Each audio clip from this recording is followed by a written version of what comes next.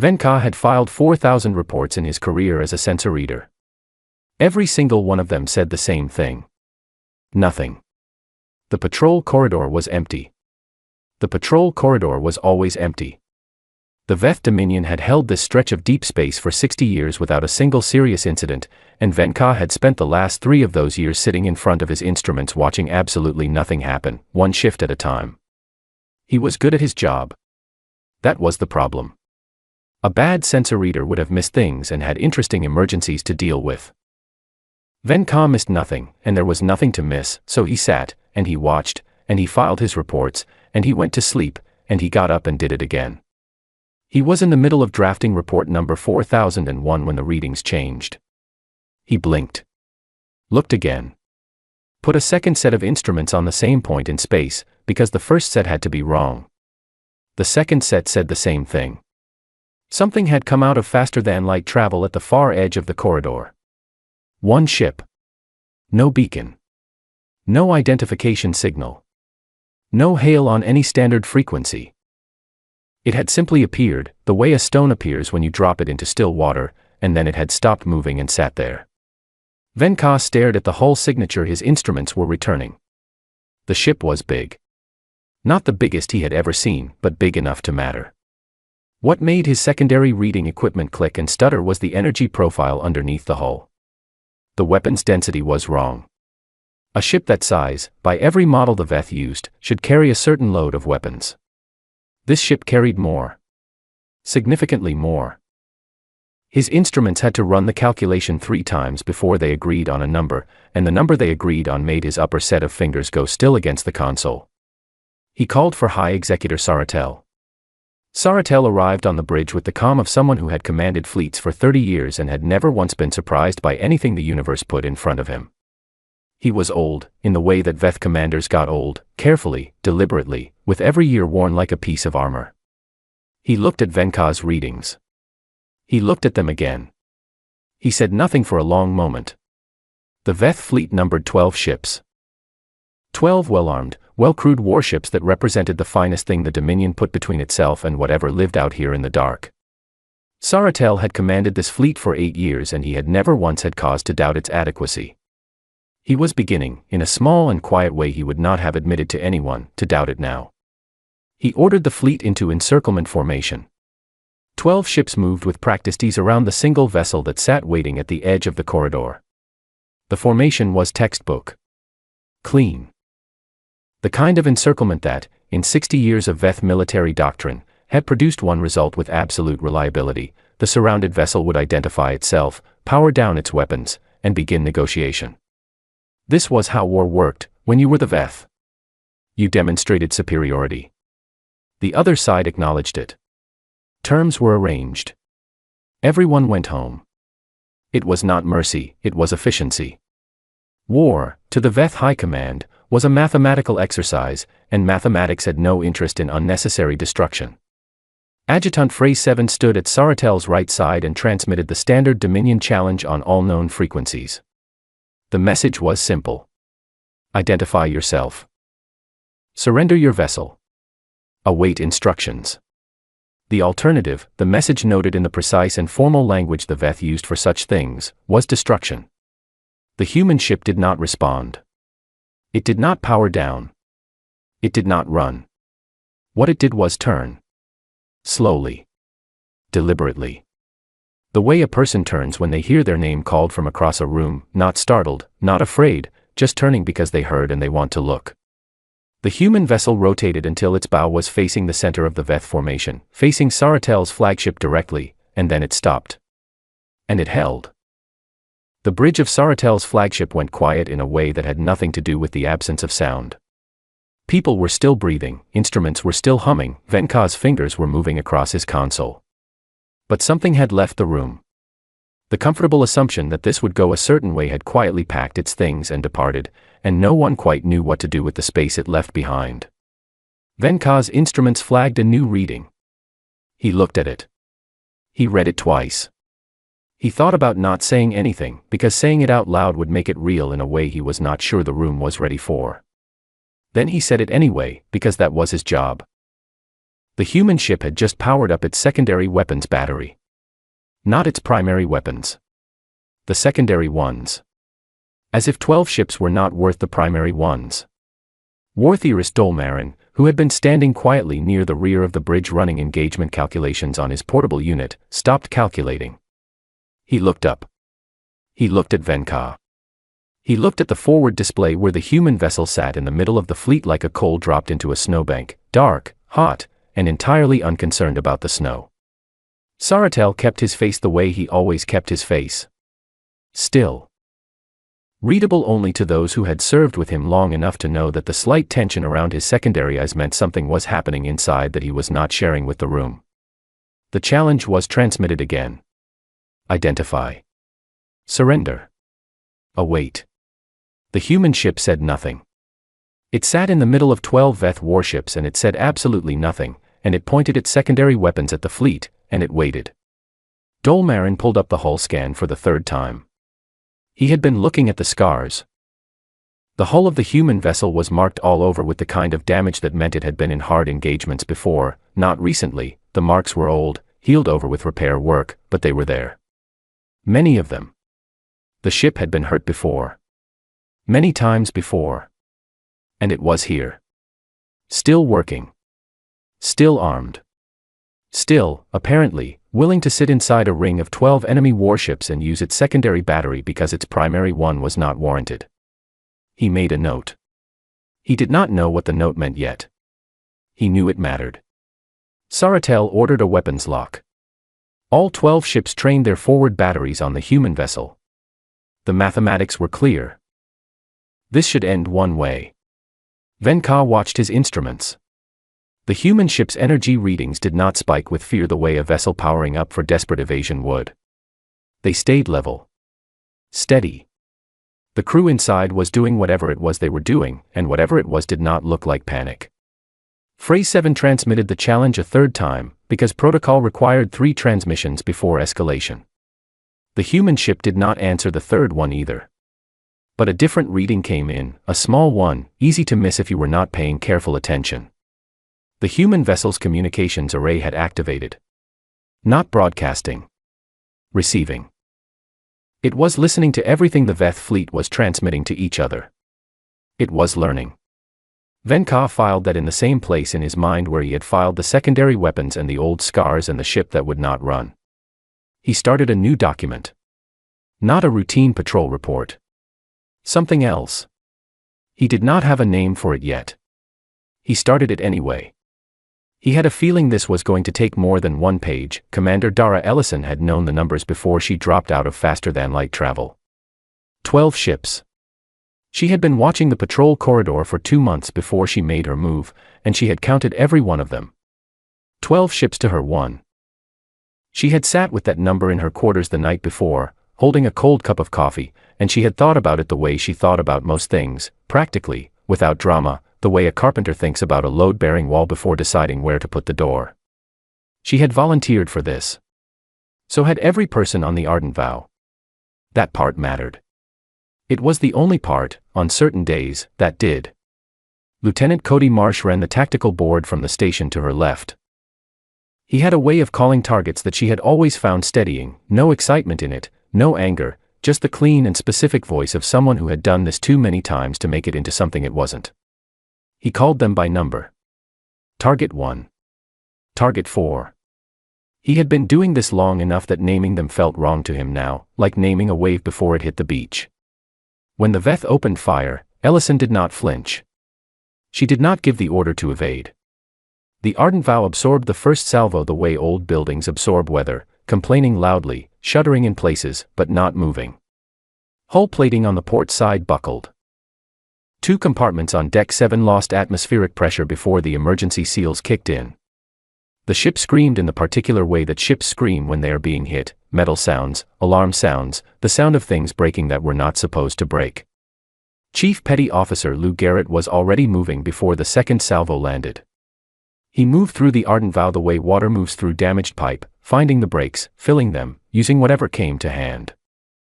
He had a damage control team that trusted him entirely, which was useful, because trusting Lou Garrett entirely meant following him into places that were on fire and that had approximately no atmosphere, and doing it quickly. He patched breaches with plates and sealant and the flat of his own hands when that was what was available. He kept a running commentary on the ship's internal comm that was 50% status reports and 50% language that would have offended everyone in his extended family. The Ardent Vow kept flying. Marsh tracked the return fire with the same quiet he brought to everything. He did not fire everything. That was the thing the Veth would not understand until later. He had the weapons to do significantly more damage than he was doing, and he was choosing not to use them. Each shot from the Ardent Vow landed in specific places. Propulsion arrays. Sensor clusters. The systems that moved and the systems that saw. He was not trying to kill the Veth ships.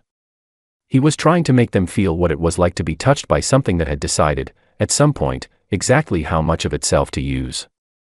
Every Veth ship that fired took damage. Precise damage. The kind that said, "We know where you are, we know what you're made of, and we chose to leave the rest of you intact." On the bridge of the Veth flagship, the engagement models were dissolving. Dolmarin watched his calculations fail in real time. He ran the projection 4 times and got 4 different answers, and none of them matched what was happening in front of him. The human ship should have been dead by the 3rd salvo. His models were very good models. The Veth had been building and refining their engagement mathematics for generations, testing them in dozens of conflicts across dozens of systems. They were not the kind of models that failed. They were failing now. The human vessel had taken damage that should have stopped it. Should have, by any reasonable measure, ended it.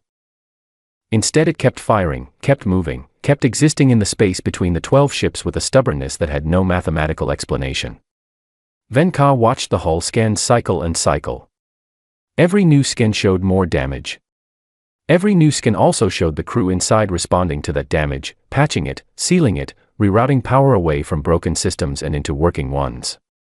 The ship was being repaired in real time. In the middle of the engagement. With 12 ships firing at it. He thought about the scars again. The old ones. The ones that meant this had happened before. The ones that meant someone, at some point, had built this ship knowing it would happen again. Saratel stood very still and watched and said nothing.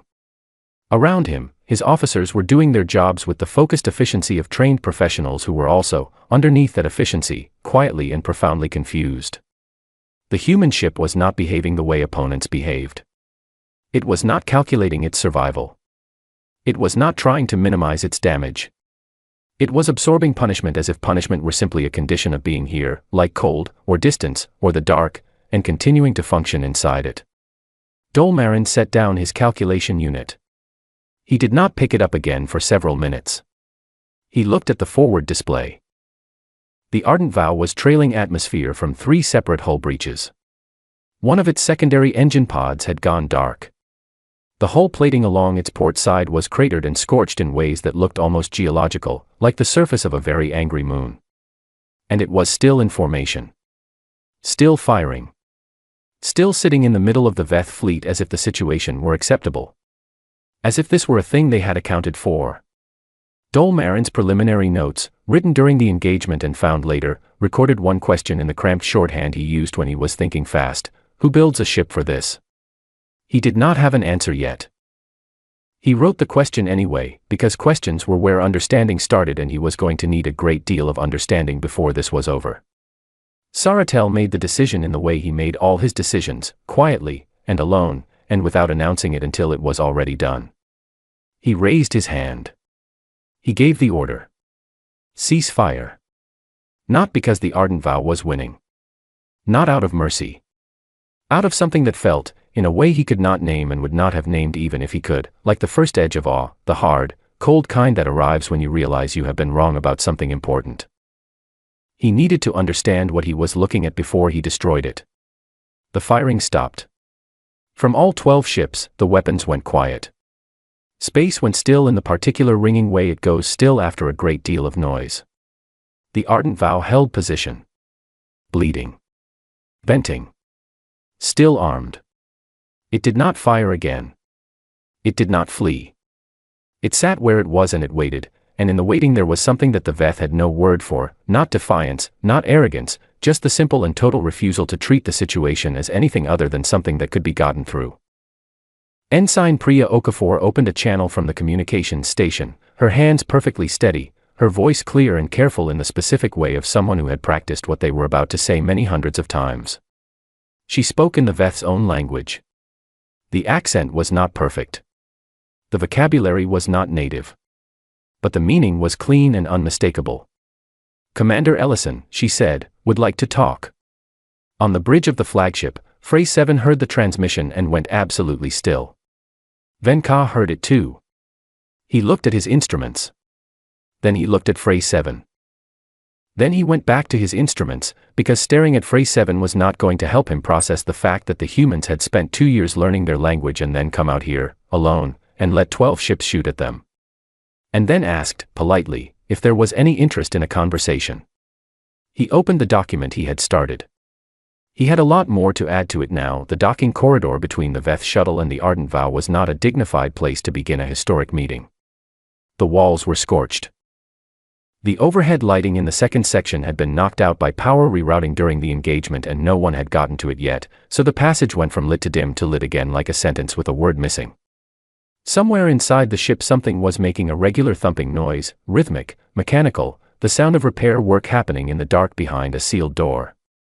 High Executor Saratel walked through it with his hands clasped and his face arranged in the careful stillness that 60 years of command had built into him like a structural feature. Frey 7 walked at his right shoulder. 2 Veth soldiers walked behind. No one on the Ardent Vow stopped to look at them. Workers in sealed environment suits moved past with equipment. A pair of crew members carrying a replacement conduit section pressed themselves to the wall to let the Veth delegation pass, nodded once with the professional courtesy of people who had somewhere to be, and then kept moving. A klaxon sounded 3 short pulses somewhere deeper in the ship and was immediately answered by Lou Garrett's voice on the internal comm giving instructions in a tone that suggested the klaxon had personally offended him. Saratel had boarded many vessels in his career. Enemy vessels. Captured vessels. He knew what a ship looked like when it was in distress. The Ardent Vow was not in distress.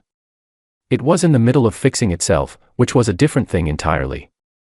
The crew moved with the focus of people doing a job they knew how to do, and the job happened to be repairing a warship while a senior alien diplomat walked through its corridors uninstructed and largely unattended. This was the second thing. He filed it next to the secondary weapons. The meeting room was small. It smelled like burnt metal and something dark and bitter that the humans apparently consumed from containers. Ellison had one on the table in front of her, half empty, the temperature of it clearly long past the point of being warm. She did not apologize for the room. She did not apologize for the smell. She stood when they entered, shook Saratel's hand in the particular human custom that Frey 7 had briefed him on, grip, release, done, and she sat back down. She had a bruise along the left side of her jaw from the engagement. She had not covered it. She had not done anything about it at all, as far as Saratel could tell. It was simply there, the way the dented wall panels were simply there. Part of the day. She offered him the bitter dark liquid. Frey 7 translated the offer. Saratel declined. She nodded and did not explain what it was. Frey 7 found, privately, that he was grateful for this. He did not want to admit he did not know. Ellison put her hands flat on the table and looked at Saratel directly, not the indirect, angled gaze that Veth diplomatic protocol used to signal equal standing, but straight across, the way humans apparently looked at things they wanted to understand. She was not trying to be rude. Frey 7 had studied enough human behavioral records to know this was simply how they looked when they were paying full attention. She said, "We know you are out here. You know we are out here. That part is settled. What happens next is either an arrangement or a very long and very expensive problem, and the ship outside your window is full of people who agreed to come here and make sure the problem does not become humanity's problem. The choice of what this becomes belongs to you." Saratel let Frey 7 complete the translation before responding. He was measuring her. He had been measuring her since he walked in. In 60 years of command he had developed a reliable sense for people who were performing confidence and people who simply had it.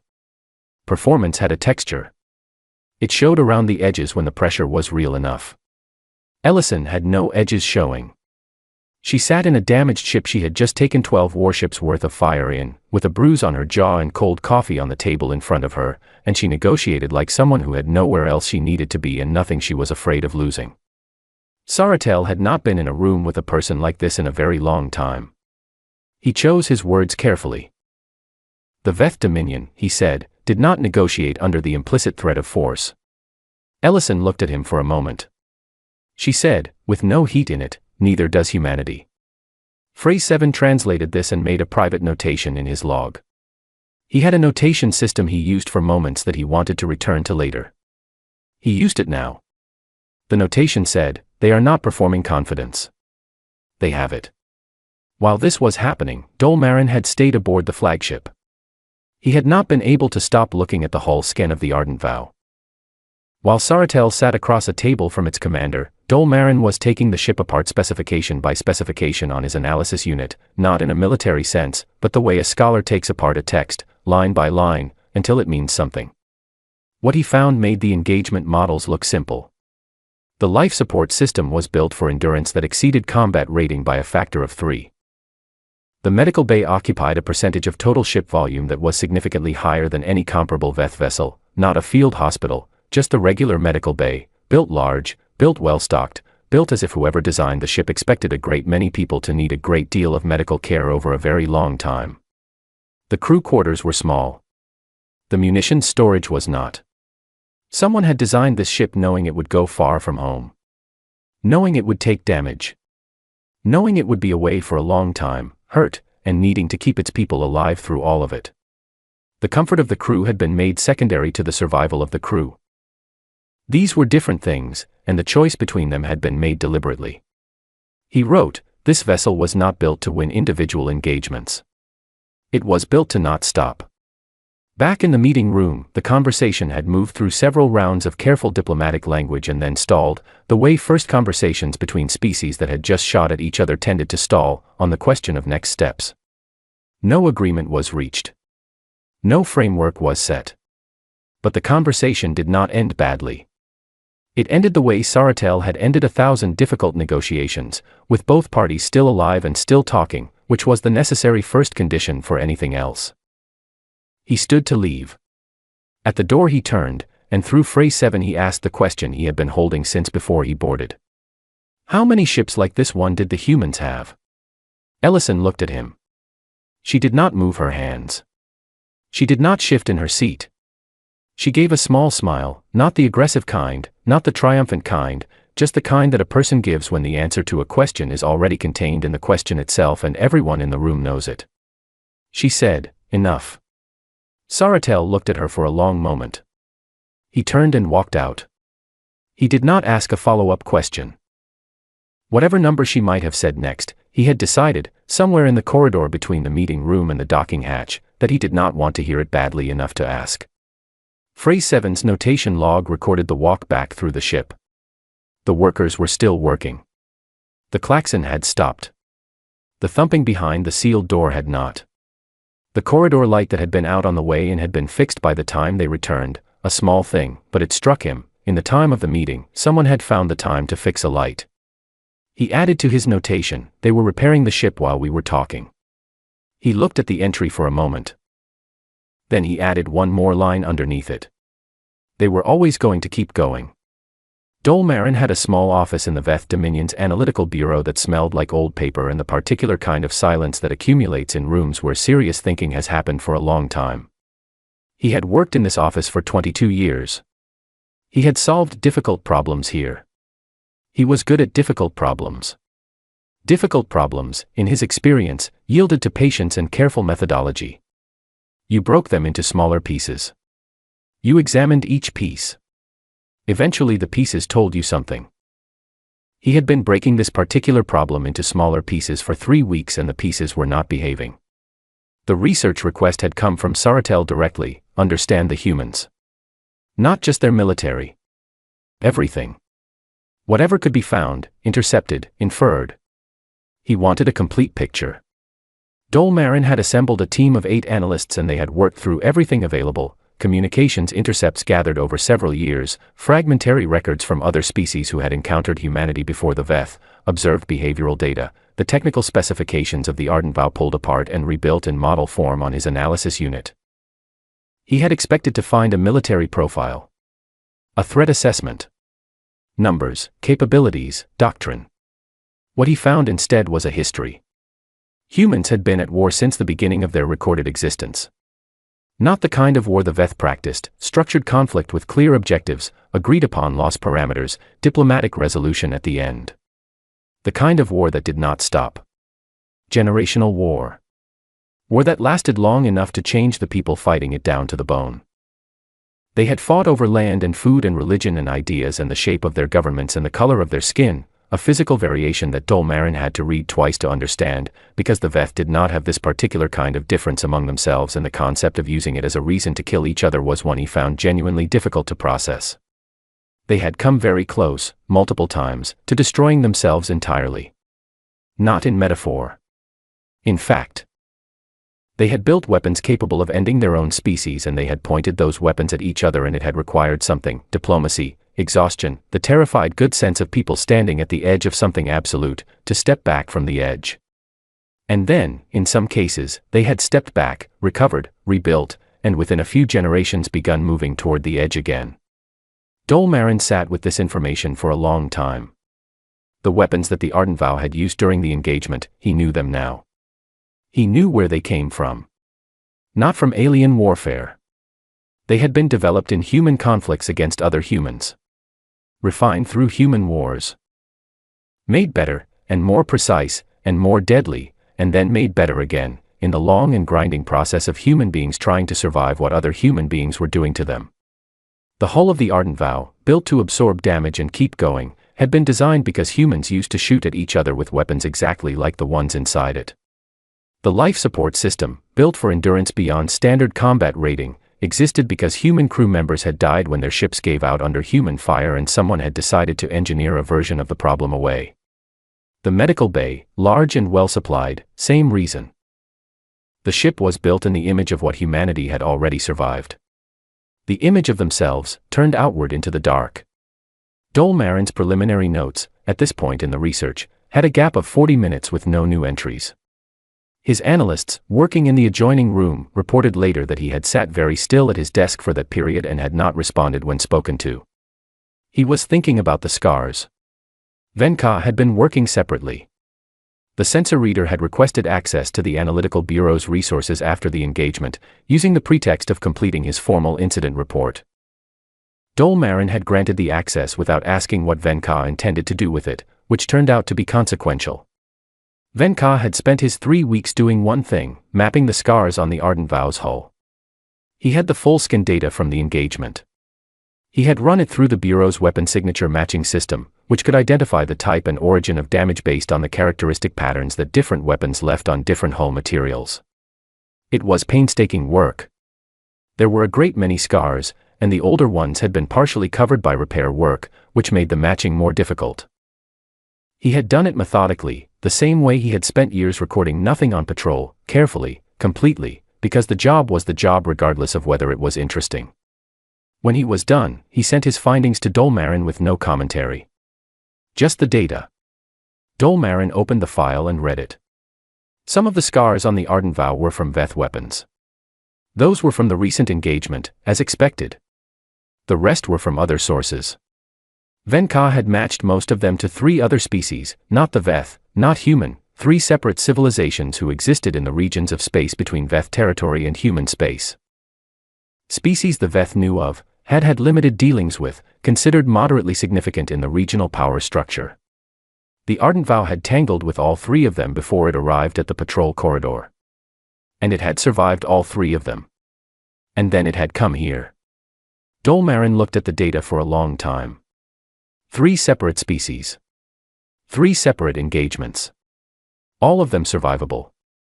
All of them survived. And then this ship, carrying those old wounds, had appeared in the Veth corridor, sat in the middle of 12 warships, and powered up its secondary weapons. There were 3 scar patterns Venka could not match at all. 3 weapon signatures from no species in the Bureau's records. Unknown origin. Unknown circumstances. Whatever had made those marks, it was not in any database the Veth had. Dolmarin set the file down. He had been a war theorist for 22 years. His job was to understand violence, how it worked, how it could be anticipated, how it could be shaped or prevented or ended. He was very good at his job. He had always been very good at his job. He did not know how long he sat in his small office before he picked up his documentation unit and began writing. The doctrine revision, as filed, ran to 340 sections. It would take years to fully implement. It would change how the Veth approached every tactical situation involving an unknown species for the next century. Saratel had asked for a threat assessment and received something closer to a philosophical reconfiguration of the entire framework the Veth used to think about conflict. The first section, which Dolmarin wrote before any of the others, was the shortest. It said, all existing engagement models assume the opponent will prioritize their own survival above mission continuation. This assumption produces accurate predictions across all known conflict scenarios. It does not apply to human combatants. It must be removed from every engagement calculus currently in use. He filed it. He made a copy for his own records. He sat in his small, quiet office for a while longer. Somewhere in his notes, not in the official filing, in the private document, he had written a question at the 40-minute mark when the entries had stopped. He had not answered it when he wrote it. He looked at it now. Who builds a ship for this? He knew the answer now. He knew what kind of people built ships that were made to absorb fire and keep going, designed for endurance, built large around the medical bay and small around the crew quarters, carrying weapons developed in 10,000 years of practice against themselves. People who had survived themselves did. People who had nearly not survived themselves, and had learned, in the grinding and terrible school of that near miss, exactly what a ship needed to do to keep its people alive. He did not write any of this in the official doctrine revision. He did not need to. The 340 sections said it in different language, precise, technical, military language, but they said the same thing. Do not engage a human vessel with assumptions that were built for anyone else. They were not anyone else. They had never been. The Ardent Vow moved through the dark at something less than her usual speed. One of her secondary engine pods was still offline. The repair crews had gotten power back to it twice and lost it again both times, and Lou Garrett had made a decision, in the practical and unsentimental way he made all his decisions, that they were going home on 3 engines and the 4th one could be dealt with in a dry dock by people with better tools. He had said this to the engine pod, directly, while closing the access panel on it for the last time. The engine pod did not respond, which he took as acceptance of terms. The journey home was going to take longer than the journey out. Nobody complained about this. Dr. Nadia Voss worked through the extra days the way she worked through all of them, methodically, with the particular focus of a person who uses work to keep the other things at a manageable distance. She did her rounds. She checked on the 11 wounded, cleared 3 of them for return to limited duty, kept 2 on rest. She filed her casualty report late on the second night of the return journey, sitting at her small desk in the medical bay with the overhead light turned down because the full brightness made the room feel too large and too empty. 2 dead. She wrote their names carefully. She had a practice she had developed over the years of not rushing the names, writing each letter fully, not shorthand, not abbreviation, the complete name as the person had had it. It did not take long. That was the thing that always surprised her, no matter how many times she had done it. How little time it took to write a complete person's name. She kept a list. In a small notebook in the supply rack at the back of the medical bay, where no one went unless they needed something from the high shelf. The list went back 8 years. She did not show it to anyone. She added 2 names to it tonight and put it back where it belonged. In the cargo bay, Gunnery Sergeant Ben Calloway was running his Marines through drills. The cargo bay was not a good space for drills. It had equipment stored along 2 walls, a low overhead in the middle section, and a floor surface that was, at present, partially covered in the kind of fluid that results from repair work on hydraulic systems. The Marines moved through it anyway, around the equipment, under the low overhead, over the patches of fluid, because Calloway had learned years ago that the body in motion carries grief differently than the body standing still. His Marines grumbled about the floor. They drilled anyway. He said nothing about the grumbling, which was its own form of permission. Ellison wrote her mission report in the hours when the ship was quiet. She sat at the desk in her cabin with the door closed and wrote in the careful and exact way that mission reports required, what had happened, when, what decisions she had made and why, what the outcomes of those decisions were. She described the engagement. She described the meeting. She described what she had observed about Saratel, the stillness, the measurement in his eyes, the single question at the end. She did not describe the meeting as a victory. She described it as a beginning. She noted that the Veth had chosen to cease fire when they could have continued, and that she believed this choice was more significant than any result of the engagement itself. She recommended that formal diplomatic contact be initiated within 90 days. She closed the report, backed it up, and sat for a moment. She had volunteered for this. So had everyone aboard. She had said this to herself before the mission, and she had meant it as a fact, not a comfort. Standing on the other side of it, it was still a fact. It did not feel like comfort exactly. But it felt like something. Cody Marsh had the watch in the small hours, the shift when the ship was quiet and the stars outside the forward windows were the same stars they always were, indifferent and clear and very far away. He was doing nothing more than monitoring the standard instruments when Ensign Priya Okafor came in with 2 containers of the dark bitter drink that the ship ran on, set one down next to him, and sat in the secondary seat without being asked. She had good instincts about when people wanted company and when they wanted to be left alone. Marsh was in the category that wanted company and would not say so, which she had worked out within the first month of the deployment. He thanked her for the drink. He didn't drink it immediately. He held it. She said, after a while, that she thought it had gone well. He said he figured they had made a new enemy or a new ally, and which one depended on what the Veth decided to do with what they had seen. She said she thought they had seen enough. He thought about that. He looked at the stars. He said he hoped she was right. She did not say anything else. Neither did he. They sat and held their drinks in the quiet, and after a while she went back to her station, and the ship moved through the dark toward home. In the Veth Dominion, the War Council had convened in the chamber that was reserved for decisions that were going to change things for a very long time. The walls of the chamber were covered in records of past decisions made here, conflicts begun, conflicts ended, treaties written, doctrines adopted. The record of this meeting would go up on those walls eventually. What it said depended on what the people in the room decided in the next several hours. Saratel presented his recommendation without theater. He laid out what had happened, what had been observed, what Dolmarin's research had found. He laid it out in the precise and unembellished way he had presented information his entire career. Here are the facts, here is what they indicate, here is what I believe should be done. He recommended no second engagement. He recommended formal diplomatic contact within 60 days.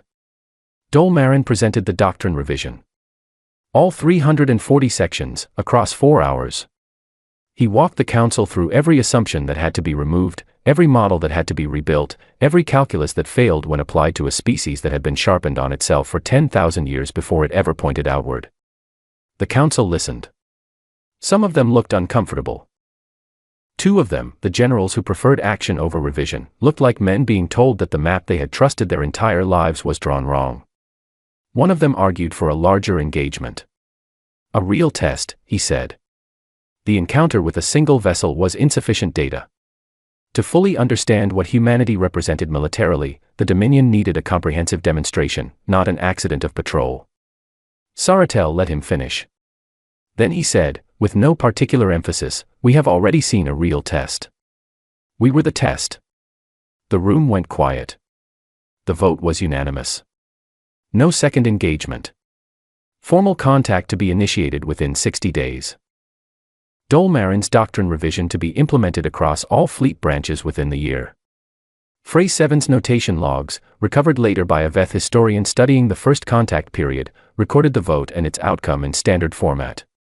Below the official entry, in the private notation system Frey 7 had used throughout the encounter, was one final line. Not analysis. Not strategy. Not diplomatic language. They sent one ship. That was all it said. Somewhere in the dark between the stars, the Ardent Vow moved at 3/4 speed through the long space between where it had been and where it was going. Damaged and slower and carrying everything it had carried out here, plus the weight of what it was bringing back. Lou Garrett was finally asleep. He had held the damage control teams together for 3 days before someone convinced him that the ship was not going to fall apart if he closed his eyes, and then he had gone to his bunk and fallen asleep in the way of people who have spent themselves entirely, immediately, completely, like a light switched off. The repair work continued without him. His teams knew what they were doing. He had taught them. The ardent vow flew on. In the analytical bureau, now quiet and half-dark at the late hour, Dol Marin's doctrine revision sat in the distribution queue. 340 sections. It would go out in the morning to every fleet command in the Dominion, and from there it would work its way through every tactical training program, every engagement manual, every model used to think about what conflict looked like and how to survive it. The first section would be read first, as it was meant to be. The one he had written before all the others, in the first hours after the data had settled into something he could understand. It did not talk about weapons or hull specifications or tactical formations. It said only, do not engage a human vessel expecting it to stop. 339 sections followed it. They were precise and thorough and methodically correct. None of them said anything more important than that first one. The humans had come out here in a ship built from everything they had survived, crewed by people who had agreed to come, and they had sat in the middle of 12 warships and waited to talk. That was the thing. Not the weapons. Not the damage absorbed. Not the precise and measured return fire. The fact that they came at all. The fact that they kept going. The fact that the ship was already being repaired during the meeting, and the light in the corridor was fixed before the shuttle left, and somewhere on the return journey a young officer brought a drink to the men on night watch because that was the kind of ship it was, the kind that kept the people inside it alive, in all the ways that keeping people alive required. That was the thing that left the Veth Dominion speechless. And rewriting everything.